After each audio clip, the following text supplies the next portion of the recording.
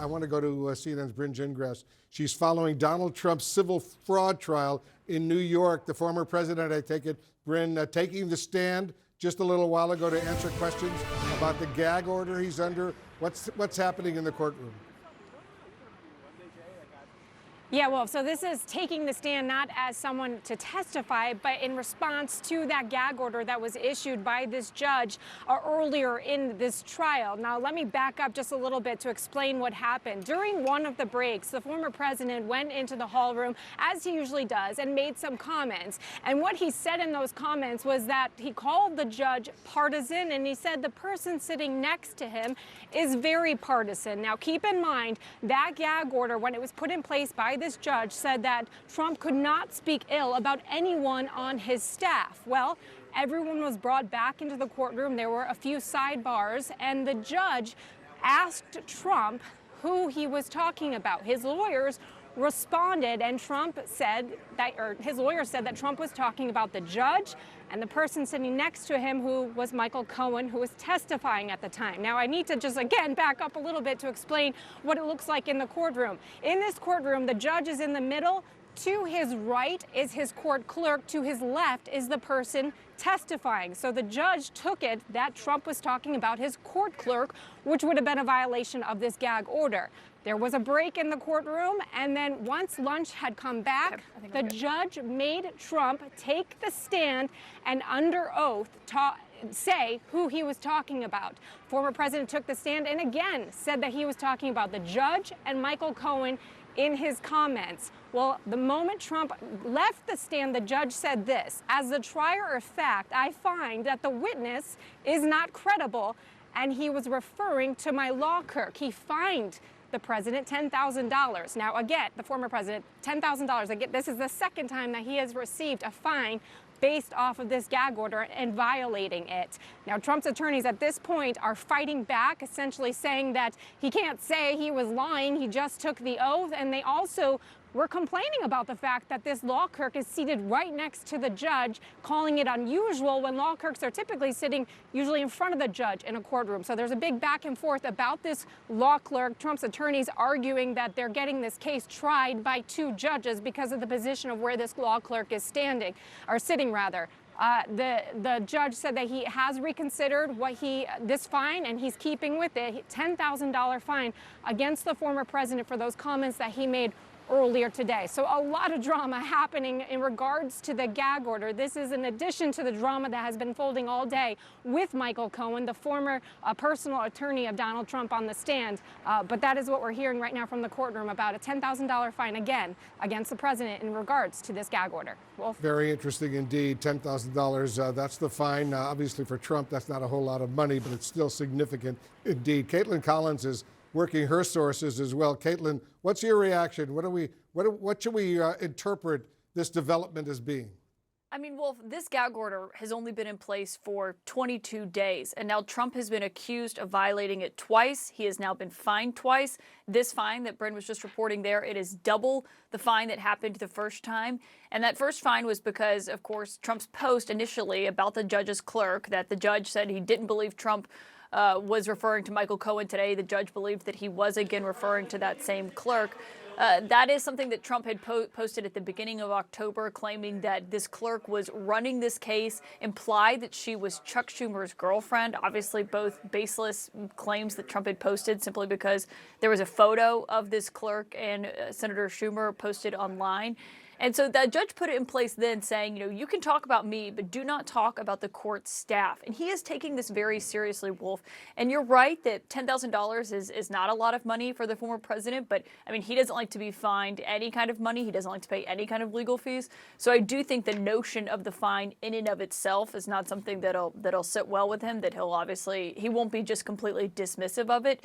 But it does show how seriously the judge is taking this, Wolf. And I think there's a reason why, because when Trump posted this, of course, it goes out to hundreds of thousands, if not millions, of people. And the reason he got that fine the first time was because the statement was left up on his campaign website.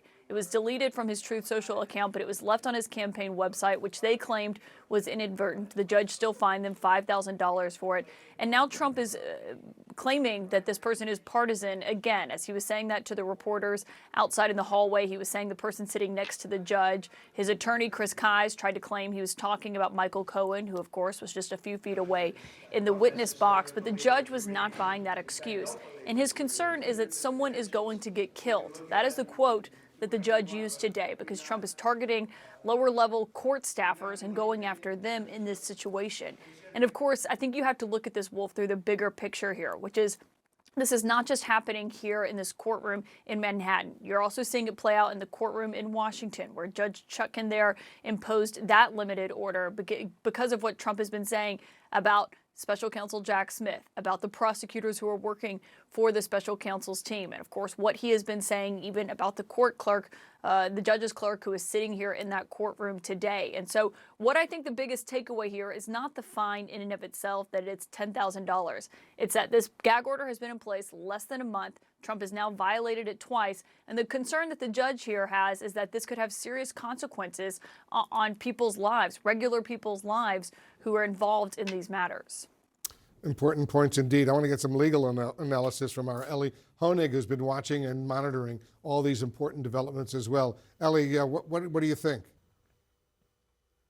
Well, Wolf, so this happened very quickly, and I think the most important takeaway here is that Donald Trump took the stand. He was asked questions about who were you referring to, the clerk, which would violate the gag order, or Michael Cohen, which would not violate the gag order. Trump said, I meant Michael Cohen. And the judge has ruled, I don't believe you. The judge made a credibility finding against Donald Trump. And so there's a question as to whether Donald Trump can appeal this. The answer is technically, yes, he can try to appeal, but he has a very low likelihood of success because what this trial judge has done is make what we call a credibility finding. And those types of findings are usually sort of uniquely in the province of the trial judge. The trial judge will say, I was the one in the courtroom. I was the one who was able to assess his demeanor, to watch him answer. And in my judgment, this judge has now said, I did not believe Donald Trump, therefore find against him, therefore impose an increased fine. So, Ellie, how unusual is all of this? It's very unusual. It's very unusual, first of all, to see a gag order in the first place. We do see them sometimes, but usually litigants are very respectful of gag orders and are very mindful of violating gag orders. Donald Trump, as Caitlin said, has now violated this one twice. I can't really think of a case. I'm sure it's happened at some point in U.S. history, but never in recent history in any high-profile case I've seen where a person has violated a gag order, a restriction on what they can say out of the courtroom 2 different times. And the judge, and not just this judge, but all the judges in the Trump cases are going to have to grapple with this difficult question. How do I enforce this? Financial penalties are only so much of a deterrent when it comes to Donald Trump. They do technically have the option of ordering him locked up. I think it's very, very unlikely we see that happen here, given all the circumstances. But it's a tough situation for prosecutors, for plaintiffs, and for judges alike. So what happens if Trump violates this gag order yet another time, a third time?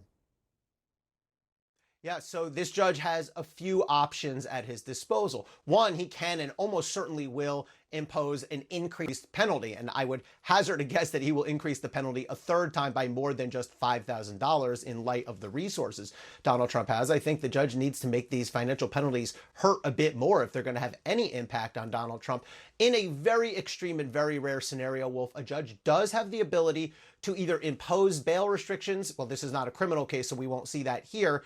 But you can technically lock someone up. The judge said the other day, he warned Donald Trump. He said, if it comes to it, I do have the power to imprison you if you continue to violate this gag order. But again, I think it's extraordinarily unlikely that will actually happen, but it's theoretically possible. Theoretically possible indeed. Paula Reed's our chief legal affairs correspondent. I wonder how you see all this unfolding, Paula. Look, well, this is going to be one of the biggest challenges that the judges overseeing the cases, both civil and criminal, against former President Trump are going to face. We're seeing it playing out right now in New York, but this is also something that at least one federal judge here in Washington, D.C. is also contending with. Judge Tanya Chutkan, who is overseeing the federal prosecution of former President Trump related to election subversion, She has also issued a gag order, but it is on hold right now while it's being litigated. But she too said she is concerned about threats made against court staffers, against prosecutors, against witnesses. Really, she pointed out people who are just trying to do their job or comply with their legal responsibilities. She said that they should not face threats. And as Ellie noted, in most cases, this is not an issue. But former President Trump has shown a pattern of attacking people within the judicial system, as well as not having much of a reverence for any limitations placed on him. And it's going to be really interesting to see exactly how these judges try to enforce this. We've seen the $5,000 fine, the $10,000 fine, talk about home confinement, even imprisonment. But Wolf, the fact is that he is a candidate for the presidency. And like any defendant, he has a First Amendment right to defend himself. But they are all trying to put limitations on what he says about court personnel. And it is really unclear how they're going to enforce this as he continues to apparently violate it.